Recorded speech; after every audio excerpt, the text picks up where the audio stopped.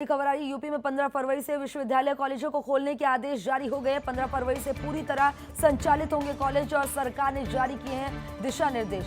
संस्थान खोले जाने से पहले सैनिटाइजेशन कराना अनिवार्य होगा।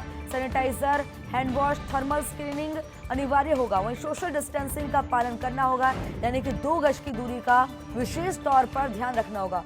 मास्क लगाना अनिवार्य होगा।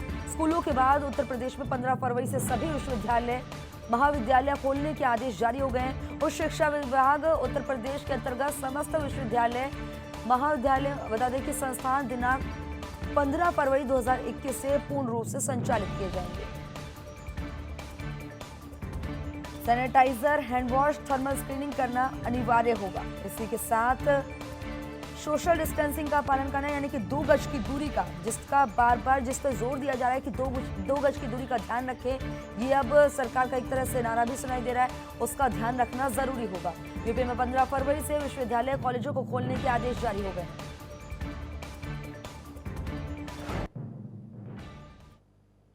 CSI SIG e governance award कार्यक्रम में योगी कोरोना काल में तकनीक के कई काम हुए, सीएम योगी आदित्यनाथ ने ये कहा इस दौरान।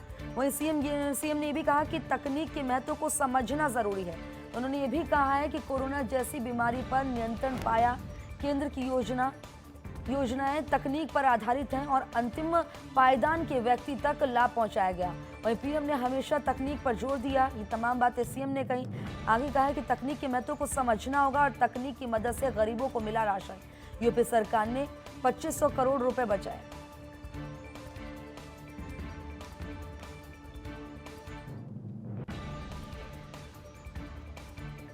तो सीएम योगी आदित्यनाथ ने अपने संबोधन के दौरान ये तमाम बातें कही। कहा तकनीक की मदद से गरीबों को राशन मिला।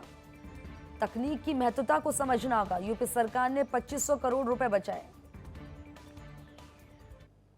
इतनी अच्छी बेहतरीन सिस्टम भारत सरकार ने भी राज्य सरकारों ने बनाया था कि कोई व्यक्ति अगर कोविड संक्रमित है, वह अगर कहीं किसी सोसाइटी में आ गया है और उसने जांच कराने के लिए सैंपल दिया है, तो आप इस बात को अनुमान कर सकते हैं कि उस किसी सोसाइटी अलर्ट होने लगते थे। और बहुत बार ऐसी स्थिति होती थी कि संक्रमण की चेन को ब्रेक करने में उस अलर्टनेस ने काफी बड़ा योगदान दिया है। तकनीक जीवन के हर एक फील्ड में बहुत बड़ी भूमिका का निर्वहन कर सकता है। और मैं तो इस बात को मानता हूं कि हमारे यहाँ चाहे वह कॉमर्शियल टैक्स का हो, स्टैंप एंड रजिस्ट्रेशन का हो, या एक्साइज का हो, या फिर किसी भी फील्ड में हम किसानों को इस समय हमारे यहाँ वर्तमान में 119 चीनी मिलें चल रही हैं।